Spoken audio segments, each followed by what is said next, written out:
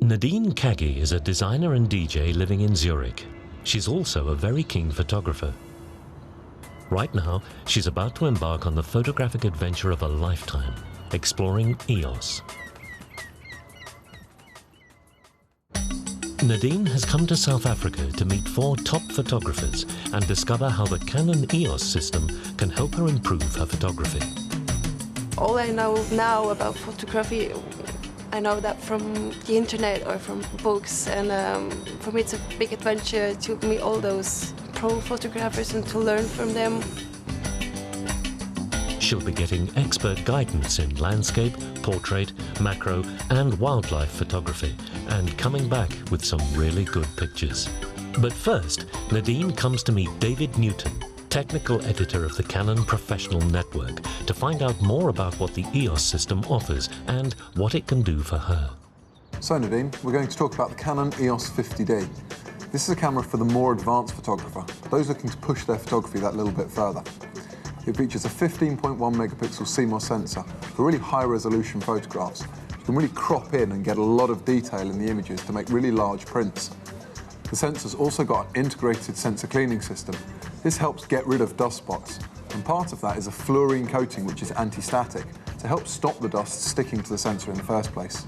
And for shooting moving subjects, the camera's got a 9-point all-cross-type autofocus system with a highly sensitive central point, so when you're shooting a moving subject, you can track it accurately. This works even at the 6.3 frame per second maximum shooting speed of the camera, and you can capture up to 90 JPEGs in a single burst without the camera stopping. As befitting a camera for the more advanced photographer, it also features 2 custom shooting modes. These are C1 and C2 on the mode dial. These allow you to store some favourite shooting settings, so you can quickly recall them without having to remember what they were. This makes the camera much faster to use in any given situation.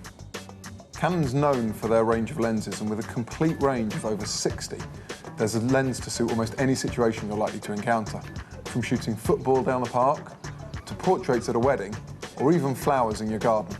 Standard lenses are exactly that. They cover the standard focal range and have a field of view similar to that of the human eye. This means they're great for most standard general-purpose shooting situations you're likely to encounter, and they're available as a kit lens with most EOS models, for example the EFS 15-85. Because they're useful for this general shooting situation, unless you're shooting something specific, this is the lens you probably want to keep on the camera most of the time. Wide-angle lenses, for example the EFS 10-22, are for when you want to get more in your shot, or when you want to add some strong perspective to create drama in an image. With a wide-angle lens, you can step back from your subject and include some more of the environment, or you can get close and add quite a lot more power to the picture. Sounds like that would be perfect for landscapes. Exactly that. They're great for shooting landscapes because they allow you to capture a sweeping vista. Telephoto lenses can be used to bring a subject closer to you or to pick out details in a scene.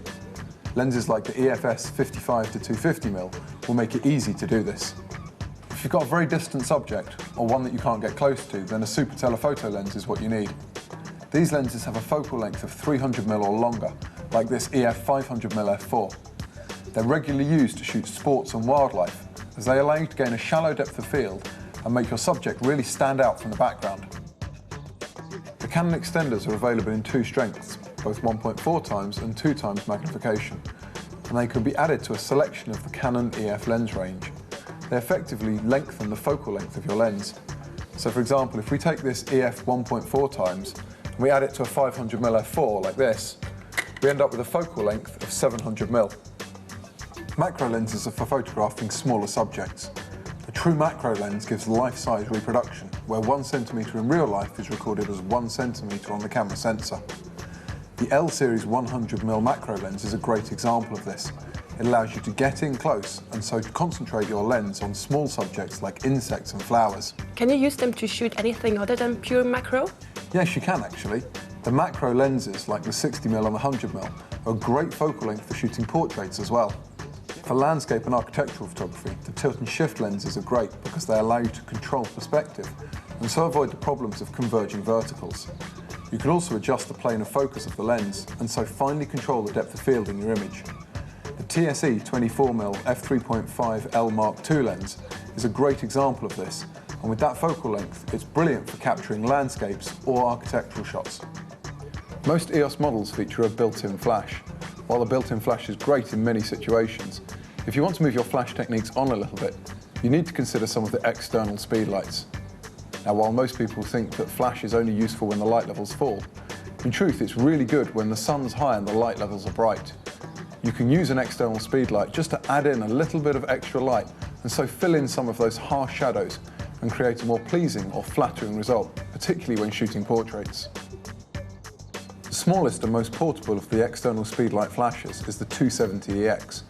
This is a lot like a more powerful built-in flash, but it also offers the ability to tilt the head up and so bounce the flash off a ceiling or a wall to create a softer result.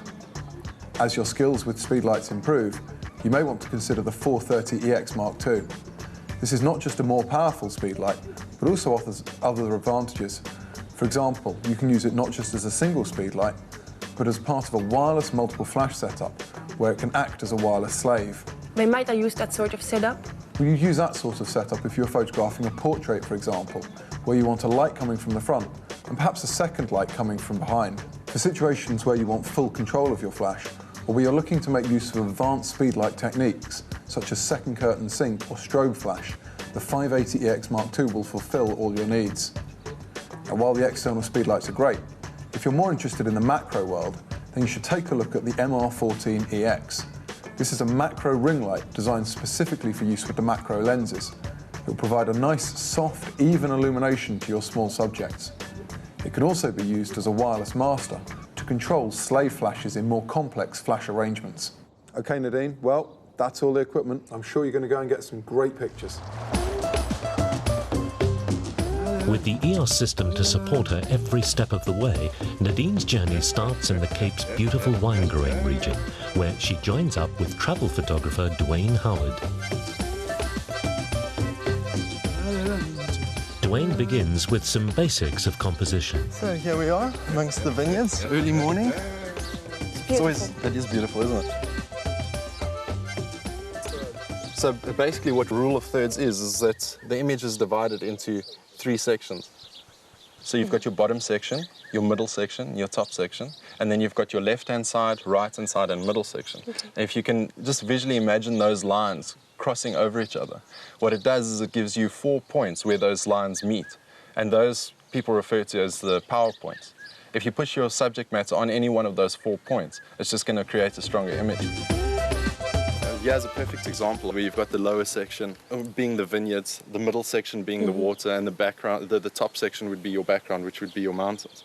And then you can maybe use something like one of these pillars to put in one of those PowerPoints, or you could use the tree to put in one of those PowerPoints, just so that there's something to focus on so it doesn't just become very busy. So what I've decided on this shot is to put on a 10 to 22 millimeter wide angle lens. The reason why I've done that is because it accentuates the perspective, gives you more depth to your images, especially it accentuates the leading lines. As far as the body's concerned, I've gone with aperture priority, just because in a landscape like that, you want to have as much depth of field as possible, to have from the foreground into the background all in focus. So I've put it onto either f16, f22, somewhere like that.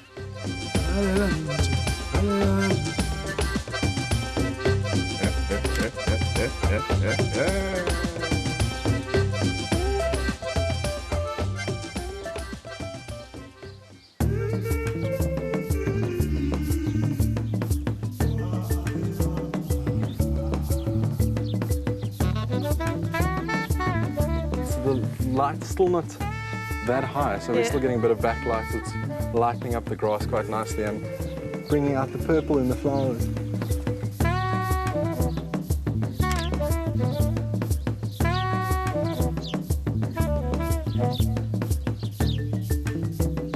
For shooting in black and white, Nadine simply switches to black and white picture style.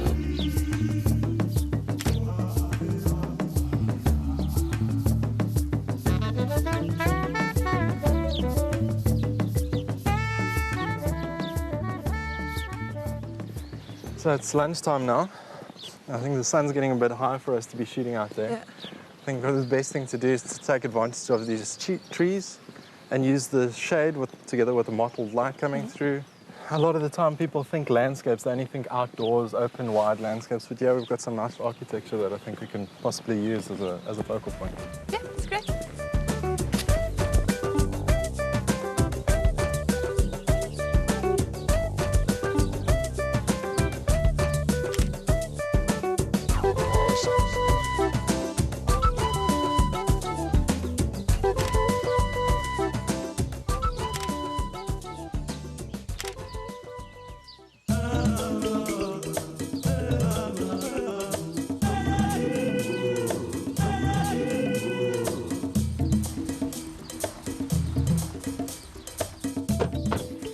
Another thing that's very important about landscape photography is your filters. You've always got to have a good range of filters, your ND filters, your graduation filters, and I think for this, a polarizing filter is going to come in quite handy. If you have a look there, if you turn it like this, you see there what it does to the blue skies. It brings out that strong blue and takes off all the glare off the green leaves. So I'm going to give you the polarizer to play with. I think what I'm going to do is I'm going to change lenses. I'm going to go into maybe a 70 to 200, 55 to 250, just something longer to compress the perspective a little bit. Basically giving you a more graphic two-dimensional image, which I think will work quite well for this because it becomes quite overwhelming when you've got such an amazing landscape. There's so much to photograph. What's quite nice with the long lenses, you get to pick out certain elements. Sounds good. So I think let's go ahead and do that. Let's do it.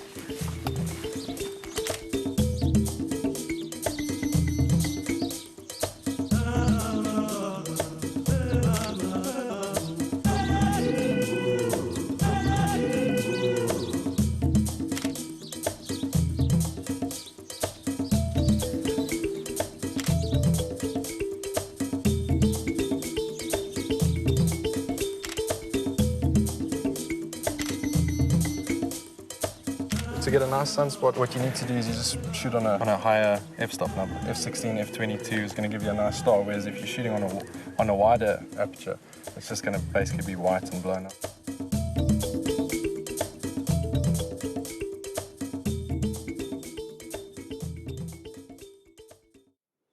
Next morning, Dwayne takes Nadine to a very different kind of scenery with its own kind of photographic challenges.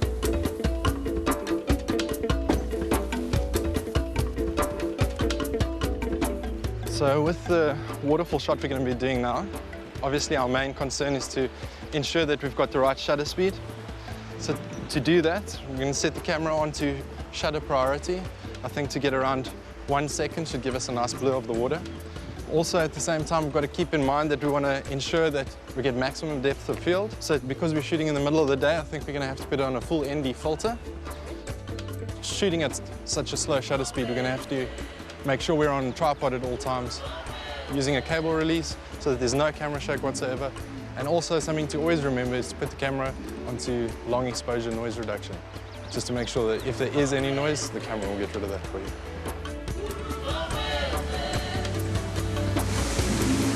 I think we've got some interest in the foreground. The colours on the rocks are quite nice, and you've got the falling water right in the foreground. I think that blur create a nice effect and lead the eye nicely into the image.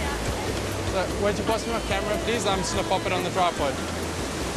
Thank you very much. So I've got my image framed up. What I'm going to do is just put the body on TV mode so that I can set my shutter speed onto 1 second, just so that I'm 100% sure we've got enough blur in the water. Also just need to set the ND so that we've got nice f-stop that we're working with. Put it on the eyepiece cover to ensure that we're not getting any light leaking into the body. Then I think we should be good to go.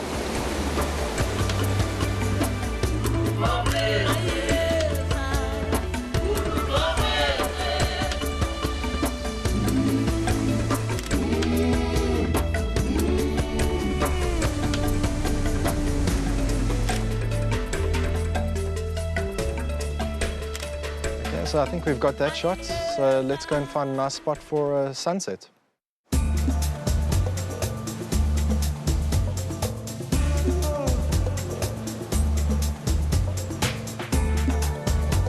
The day ends with the landscape that no photographer coming to Cape Town can ignore.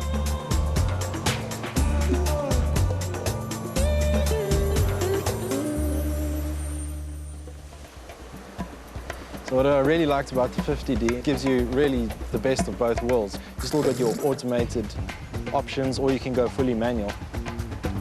And I must say, I'm really enjoying the live view mode. Just to be able to view your image on the back of the screen, bring up your histogram, all the information, while you're sliding in your neutral density filter, you can just ensure that you've got the absolute right exposure for the shot. Every day I just felt confident shooting on it that I'm going to get good shots out of it. I must say I've really enjoyed this time teaching Nadine and showing her the landscape of South Africa. And I think also it takes me back to when I used to lecture just after I was finished studying. I think it's quite rewarding when you can motivate someone into photography, which is something I have a passion for. It's nice when you can get that same enthusiasm and that same passion out of someone else. It was a big pleasure working with Wayne. He taught me a lot. I know now about the rule of thirds, how to compose. He also taught me about how to shoot directly into the sun and how to get a nice picture out of it. So I really learned a lot from him.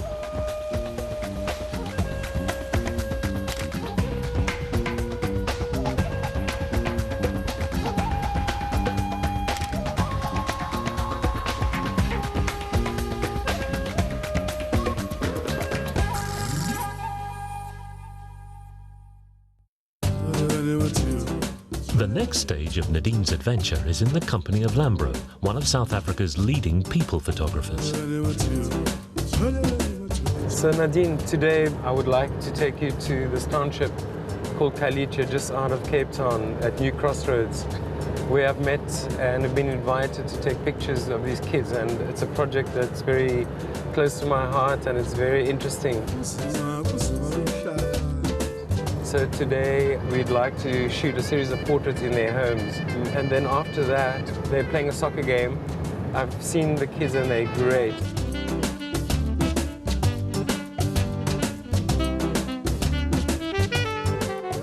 So Nadine, here we are in New Crossroads. We're going to visit my little friend, Sweet Short. He's named Buntu and his family, and all the kids should be waiting here for us. Hey guys, Molo Molo Kudins. Hey, hello. This is Sweet Short. Hello. Nati, Kaisla, how's it, KG? Hey, Buti, how's it? Anyway, thank you. Abigail, with such a beautiful house. Nice, thank you. Using a Canon Speedlight 430EX2 flash unit set at an angle, Nadine is bouncing extra light off either the ceiling or wall. This can give a softer, more natural and flattering light on her subject when used as fill flash. What I like very much about this camera, especially in the sports mode, that it's got a 6.3 frame per second continuous mode, which enables you to freeze action very successfully. I can assign my camera settings to a custom mode and I can successfully come back to them very rapidly. The other thing I like about this camera is that we've got an extended battery grip.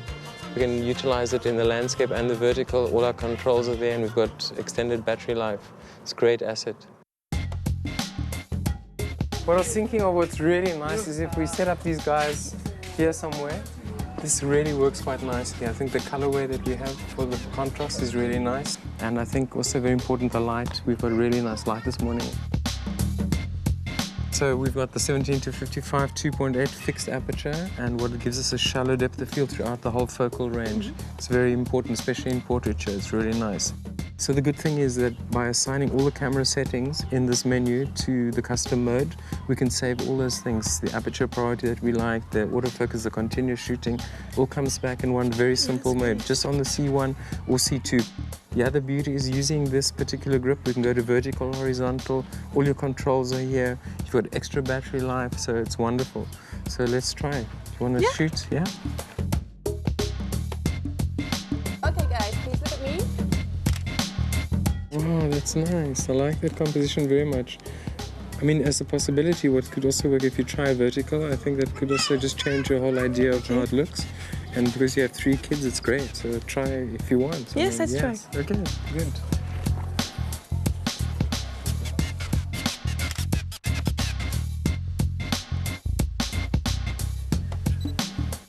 I think portraiture is probably also a very difficult discipline, and it's all about choosing your subject matter. And one looks essentially for character, in people that you're photographing, and the kind of honesty that is projected from the person and the personality that is conveyed through what you see. And I guess it's also one's own responsibility to accurately depict that in portraits. What drew me particularly to portraits and sports, although they kind of on the other side of the spectrum, they have lots of things in common.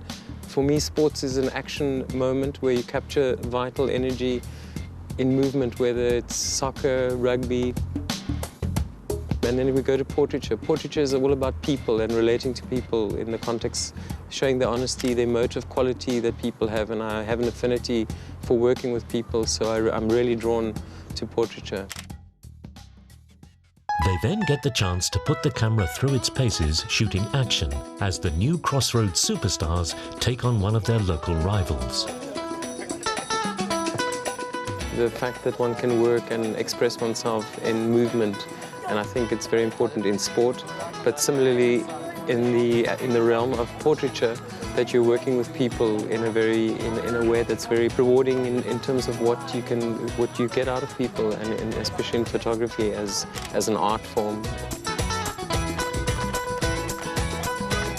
It's just a fraction of time, and yeah, unless you said you're watching a professional game, here's a corner. Yeah, it's just anything can happen all of the time and different things. So you almost want to get the innocence of the game and make it fun in a way.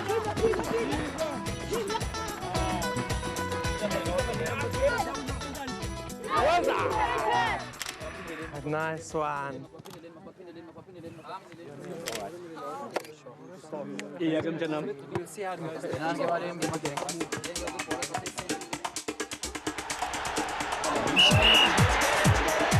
Nadine is using the AI servo focus mode to shoot the action.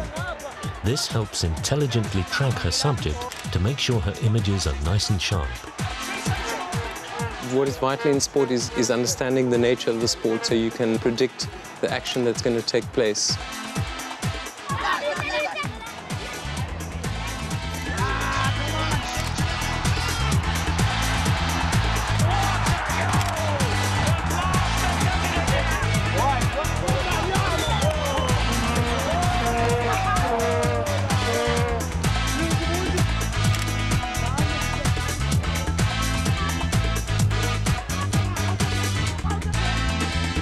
For me, in action, it's very important to capture the central moment. So it's something that's almost suspended in animation. It's the flight of the ball before it enters the net, or the moment of the impact of the ball.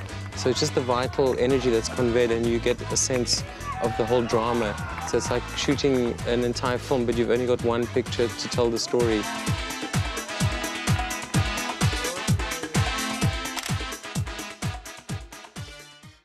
After the match, Nadine and Lambro celebrate the team's victory with a portrait at their school.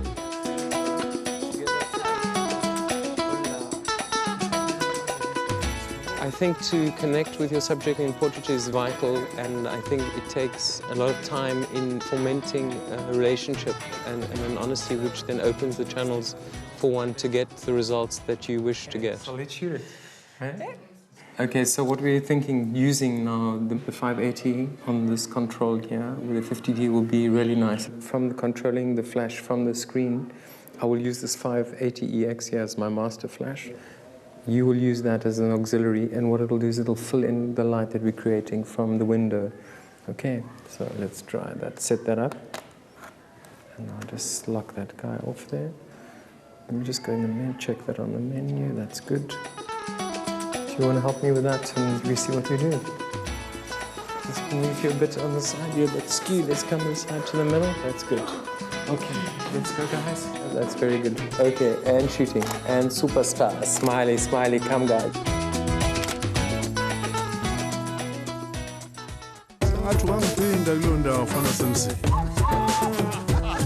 After the vibrant life of the township, Nadine experiences a complete change of pace as she meets well-travelled nature photographer Paul Braham in the tranquil surroundings of Kirstenbosch Botanical Gardens.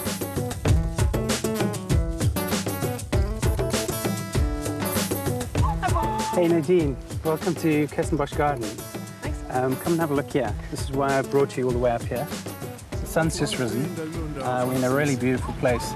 And we've got South Africa's national flower, which is the protea. And of the proteas, this is the king protea, which is the big, beautiful, dramatic one. We're starting with quite a wide-angle lens. It's a beautiful vista, and we want to capture the flower in its environment. I want to catch that gentle light that's just touching the top of the bushes and trees in the distance. Now, one of the challenges here is the fact that I've got the sun coming up right in the background. Yeah. Now, on this particular shot, I don't actually want to look right into the sun, but I do want all that beautiful backlight. Right, Nadine, what I've got here is the combination of the 50D and a 15-85 lens, which is a really nice versatile lens. But what I really want to show you now is the live view function on this camera, which is very, very useful. What you can see immediately, there's a grid, 2 lines this way, 2 lines that way. It's dividing it into thirds, very useful for composition. The other thing you can see immediately is this little white block that, using the toggle, I can move around the frame here. And what that's doing is giving me the ability to zoom in on that block, which will get my focus critically perfect, just perfect. So I'll show you quickly. We'll zoom in here. Using the zoom button, you can see I've gone in 5 times, and using the focus here, I can get that focus critical, okay? And I can even go in further to 10 times. Just double check my focus. Now I can show you the next cool thing about this, and that's the information button. The information button is going to bring up different things each time I push it, more information each time. So here I've got my shutter speed, my aperture, my ISO rating, battery, information that's useful to be able to reference quickly. The next time I push it, as you can see, I've got all the other settings that I've already got the camera set on, and finally the live view histogram. Now that's very useful because as I change my aperture or my shutter, it immediately shows me, and the amount of information I'm getting in, that the sensor's recording, and I can immediately tell if I'm overexposed or underexposed, which is very useful. As I'm doing that, as I'm changing the aperture, it's not changing the depth of field in our view, but there's a depth of field preview button. And as I push it, it'll show me my depth of field, and it's useful if I zoom in again, and I can see clearly there what's in focus, what's out. And again, with a focus ring, I can make sure that I'm getting it all as I want. There we go, we take the shot.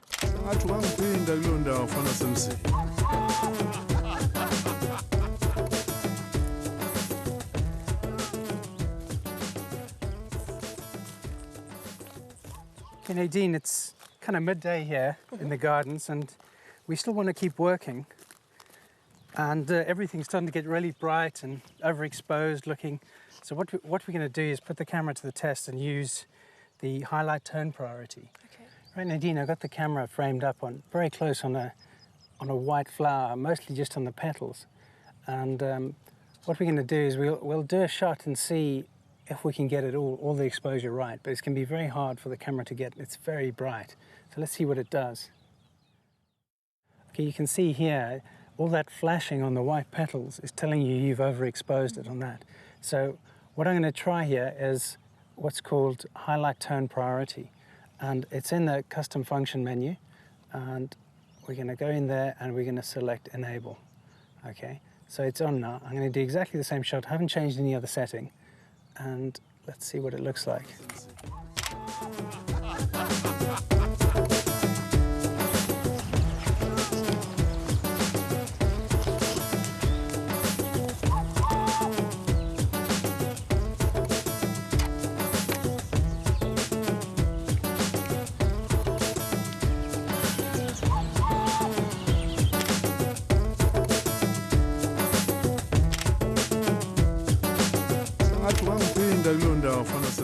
You always start with trying to show what the thing really is, and then as you work into it, you peel away the layers, you get into that whole abstract.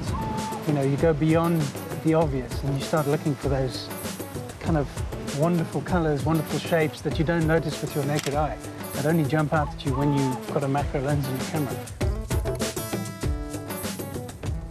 Hey Nadine, I see you trying to get some shots here of this flower. And for this, I see you looking into the light. So everything's backlit. So what's going to happen, you're going to end up with quite a lot of contrast. So first of all, you've got this lens hood on, which is helping with a flare coming into the camera, which is definitely a good tip.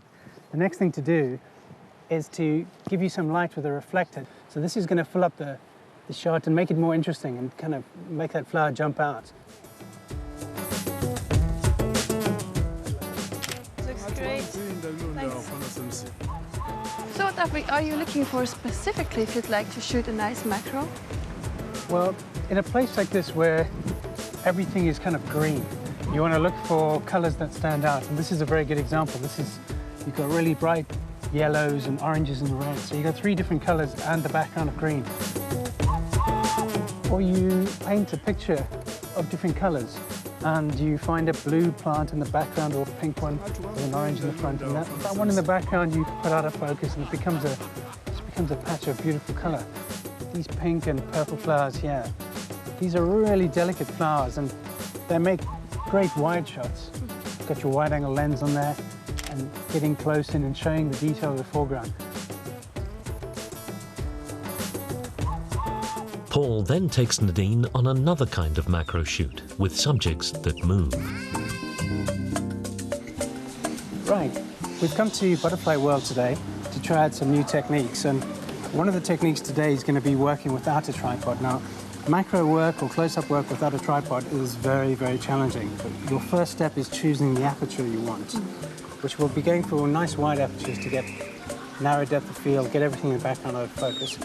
We'll then move on to speed, choose our shutter speed, which will be always in relation to the lens you're using. So if you're using a 60mm lens, you'll use a 60th of a second as your minimum speed. If you're using a 100mm lens, you'll use a 100th of a second as your minimum speed. Quite straightforward. And lastly, once we've got those 2 decided on, we will use the ISO to make sure our exposure is then correct. So if you'd like to get these nice motion blur effects on the butterfly's wings, what shall I do then? What you need to do is you need a fairly slow shutter speed, but you don't want to go too slow because then the whole butterfly is going to be blurred, not just the wings, and you want to avoid that. So you'll go back to that rule of the slow shutter speed will be according to the size of the lens. So that way you should be able to get the body of the butterfly nice and sharp, and yet the shutter speed is slow enough to give you a blur.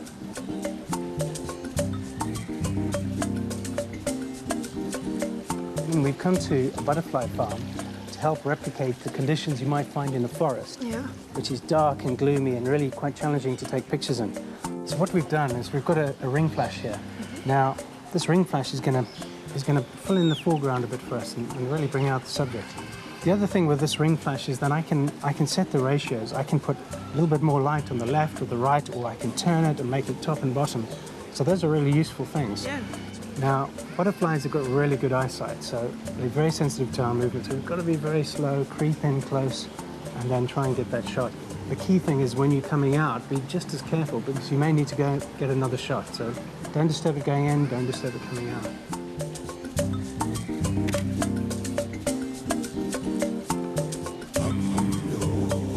This is an amazing shot. What I really like about the 50D is it feels fantastic in your hand, feels really solid. It's got a high-resolution sensor, and it allows you to shoot continuous bursts of over 6 frames a second, which is fantastic for moving subjects.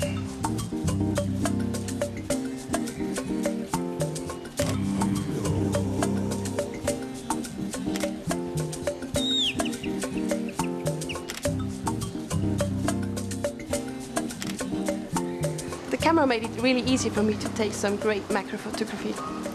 I'll go and do some more, definitely.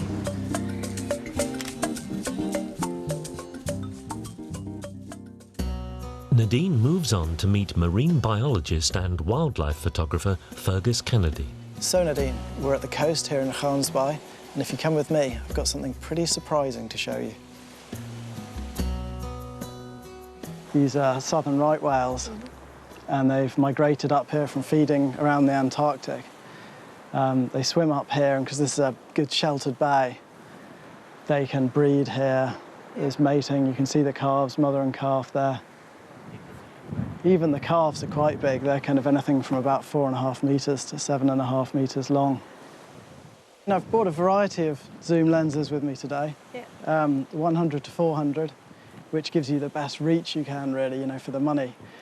You can get in nice and tight, gives you plenty of reach, get really close to your subject with the 400mm end, zoom out a little bit for a bit more context to your image. But you don't always have to have this, really powerful telephoto or a powerful zoom. You can go for a more versatile lens like the 18-200, which will give you that really good range. You can go for a much wider view like this. We've got the subject really nice and close, and you can get a kind of environmental portrait with a bit of the surroundings in. You can get the kelp here in the foreground, the beaches in the distance, and the mountain. And so that's a great one. Or, of course, the 18-55 plus the 55-250. That's also a really versatile combination for wildlife. A lot of wildlife doesn't need these really powerful ones. Probably best to use it with a polarizer today to get rid of the reflection on the water and get a bit of colour back into the sky. Let's see if we can get some shots of this mother and calf interacting.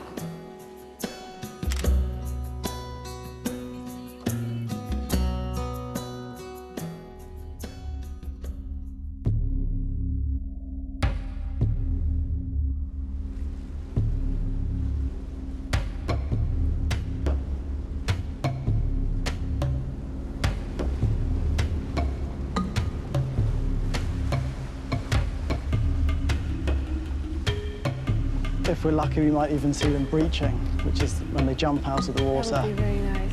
You have to have really fast reactions to catch that one on your camera.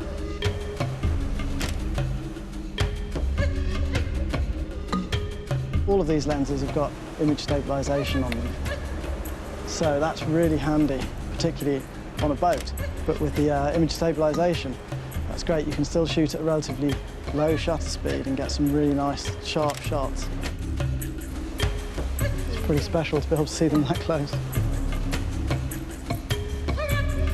Yeah, this has got to be mating because they're lying on their sides and their tails are sticking out sideways. See the paler patches that they've got near the head? These are callosities. And if you can get a really tight photo of those, the pattern of the callosities is almost like a human fingerprint.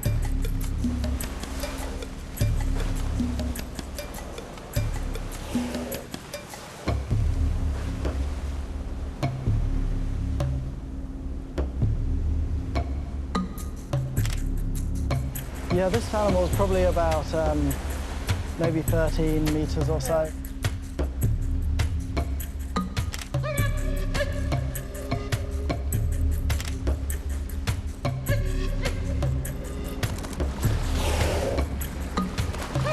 No photographic trip to South Africa would be complete without shooting some of the country's fantastic array of wildlife. So Nadine's final expedition is to a game reserve. We're at Buffelsfontein Game Reserve. The sun's just coming up. It's a fantastic place and we should get some really special shots in this light.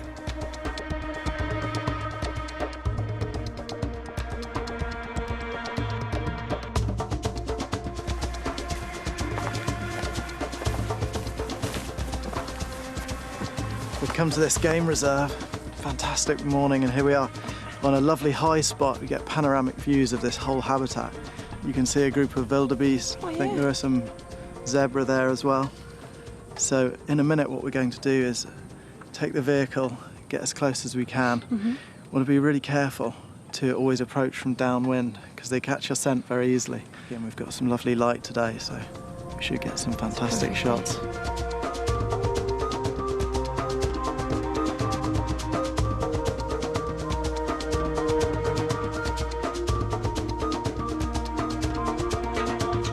Both of our lenses have two stabilizer modes. Why? Stabilizer mode 1 is the one you'd normally use for static subjects, general shooting, if you're using a fast shutter speed. But if you want to get a bit of motion into your photos, real idea of movement, then what you can do is switch on to mode 2, use a slower shutter speed, and pan with the camera following the movement of the animal. The way it actually works is that it stabilizes the camera for up and down movement, but not for lateral movement. So if you're following the animals, you don't get that up and down shake, but you do get the motion across the picture. We've got some Cape buffalo over here. Can you see them just over there? So hopefully we'll be able to get a bit closer to them and get some nice shots.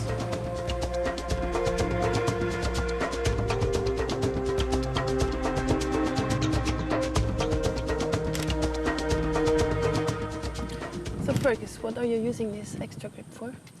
Well, there are a few things that this is useful for. It helps the balance of the camera when you've got a long lens on.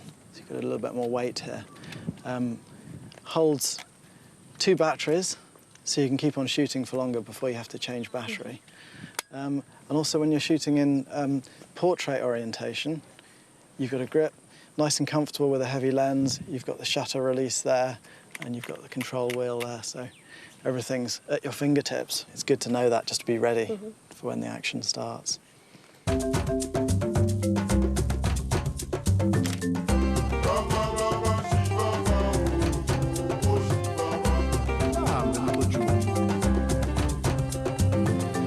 There's a bontebok over there. That's an interesting animal. In 1930, there were only 27 of those left. Now the populations are quite healthy again. It's a conservation success story. As a final challenge, Fergus takes Nadine and her camera to shoot birds in flight. Well, on the 50D, I can do this by using the AF on button to focus instead of the shutter release. And I'll show you how to do this now. Use the menu, scroll across to Custom Functions, Custom Function Group 4, Setting 1.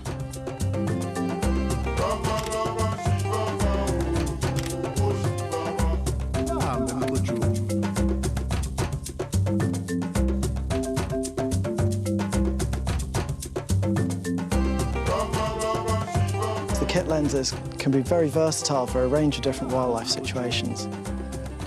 Right from a wide situation where you want to get the animal in its habitat to a much closer, tighter composition.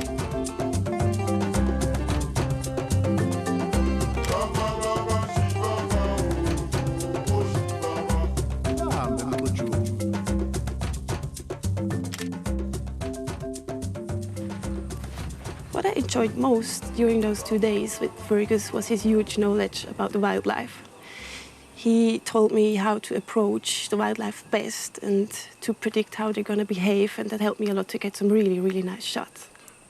I hope the whole trip has been really useful and informative to you, and good luck with your photography in the future. I enjoyed my trip to South Africa a lot. I had really wonderful, nice, overwhelming, superb days. The photographers helped me a lot, they showed me a lot. I think I can take back a huge backpack of knowledge for photography back home to Switzerland, and I think these days took me to the next level in photography. If you'd like to continue your photographic journey and find out even more about the EOS system, take a look at the extras on this DVD or visit the Canon website.